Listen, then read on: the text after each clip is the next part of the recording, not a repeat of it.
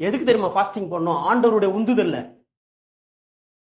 ஒரு எலிசபெத்தும் ஒரு மரியாளும் பேசுறாங்க, அப்படி திரும்பி பார்த்தா 3 மாசம் ஆயிடுச்சு. அதுல எத்தனை நாள் அவங்க சாப்பிட்டு இருப்பாங்க கொஞ்சம் நினைச்சு பாருங்க. எத்தனை நாள் சாப்பிட்டு இருப்பாங்க? அப்படி பேசுறாங்க, திரும்பி பார்த்தா எத்தனை நாள்? 3 மாசம் ஆயிடுச்சு. திரும்பி பார்த்தா 3 மந்த் போயிடுச்சு. இதுதான் ஃபாஸ்டிங். போனா 40 நாள் அப்படியே திரும்பி வரான்.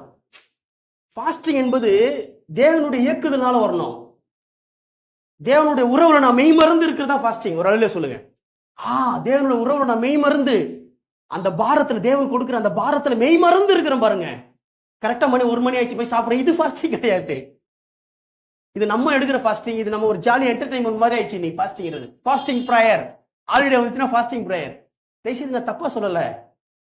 அத கிறிஸ்துவனுடைய ஸ்டைல் ஆதாயப்படுத்தணும்னு சொல்றேன், வேற எதுவும் கிடையாது. கிறிஸ்துவ ஸ்டைல் நம்ம ஆதாயப்படுத்தணும் எல்லாத்தையுமே. கிறிஸ்து என்ன ஸ்டைல் எல்லாத்தையும் செய்தாரு, ஆதாயப்படுத்தணும். அல்லேலூயா.